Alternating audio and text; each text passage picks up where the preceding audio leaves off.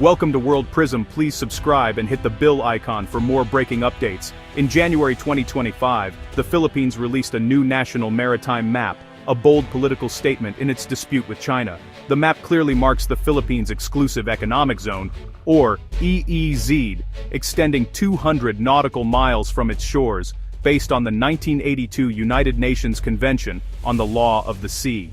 By publishing this map, Manila asserts its legal rights and directly rebuts China's sweeping claims over the South China Sea. For years, the Philippines protested China's actions through diplomacy and legal challenges. Now, the map makes those protests official and visible to the world. It educates citizens and the international community, shifting the debate from abstract legalities to a concrete chart. The map is a strategic tool, serving as a reference for nations, organizations, and maritime operators, and clarifying the Philippines' legal position. Manila is actively defining its narrative, grounded in international law, not passively accepting China's. This act of lawfare is central to the Philippines' strategy to protect its interests against a more powerful neighbor. The map also enforces the 2016 Hague Tribunal victory, which invalidated China's 9-line claims, though Beijing ignores the ruling. By making the map official policy, the Philippines signals it will govern its waters according to international law, regardless of China's stance. This is more than a document, it's a declaration of resolve and a new chapter in the Philippines' resistance. The map draws a line not just on paper, but in the water itself. China's claim to the South China Sea is vast and controversial, marked by its 9-line that sweeps across nearly the entire sea. This line cuts into the EEZs of the Philippines, Vietnam, Malaysia, and Brunei, with China citing historic rights rather than international law. The dispute is about more than territory. It's about control over rich fisheries, potential oil and gas reserves, and one of the world's busiest shipping lanes. China enforces its claims with gray zone tactics, deploying Coast Guard and maritime militia vessels to intimidate neighbors and block access to resources. Massive island building has turned reefs into military outposts, extending China's reach far from its shores. In 2016, an international tribunal ruled against China, finding no legal basis for its historic claims and declaring many features as mere rocks. China rejected the ruling and has since intensified its patrols and construction, disregarding international law. This aggressive approach threatens the sovereignty and economic futures of its neighbors. The South China Sea dispute is now a flashpoint for regional security and global trade. China's actions show it is willing to defy international norms to pursue its ambitions. Tensions erupted in late December 2024 when China's massive Coast Guard ship, the Monster, entered the Philippine EEZ near Scarborough Shoal. The vessel sailed dangerously close to Luzon, just 70 nautical miles from the Philippine coast, a clear show of force. The Philippine Coast Guard responded by dispatching 2 patrol ships to shadow the Monster, asserting their presence despite being outmatched in size. This high-stakes standoff highlighted the daily risks Filipino crews face defending their waters. The incident was part of a pattern. Chinese vessels have used water cannons, blocked, and even rammed Philippine ships in recent years. The Monster's arrival marked an escalation, showing China's willingness to deploy its most powerful assets. These confrontations underscore the urgent need for the Philippines to strengthen its defenses and alliances. Each encounter is a test of resolve and a reminder of the region's volatility. The Philippines is determined not to let such provocations go unanswered. The stakes are high, with sovereignty and security hanging in the balance. Facing mounting pressure from China, the Philippines has deepened its alliances with Japan and the United States. In January 2025, leaders from all 3 nations pledged to strengthen their trilateral security partnership, building on shared values and strategic interests. The alliance aims to deter aggression, coordinate diplomatic messaging, share intelligence, and conduct joint military exercises.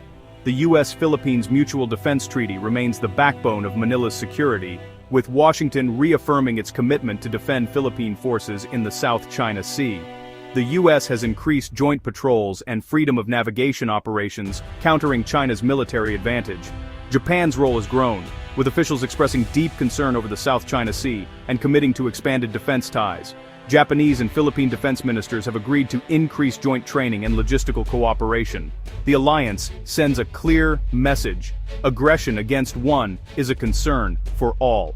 This united front raises the costs for any hostile actions in the region. Together, they aim to uphold a free and open Indo-Pacific.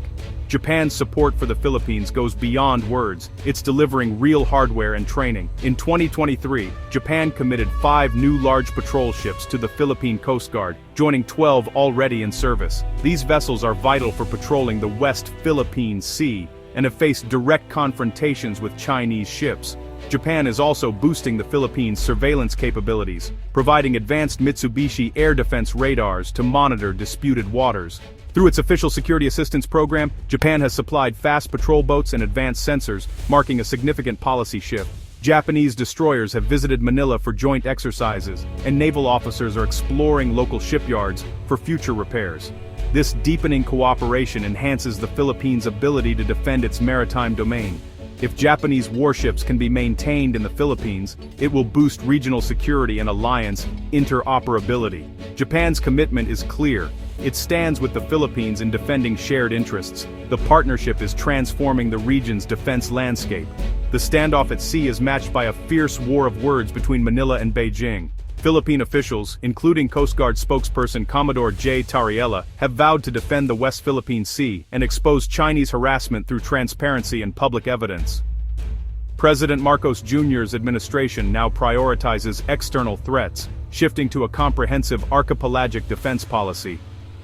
Defense Secretary Gilberto Teodoro openly calls out China's illegal actions, rallying domestic and international support. China, meanwhile, insists its patrols are lawful and accuses the Philippines of provocation and spreading false information. Beijing's official stance is unwavering, its historical rights are indisputable, and it blames Manila for rising tensions. China rejects the 2016 tribunal ruling and frames the dispute as a bilateral issue, resisting outside involvement. Both sides are fighting for legal and moral legitimacy on the global stage. The dispute is as much about narrative as it is about territory.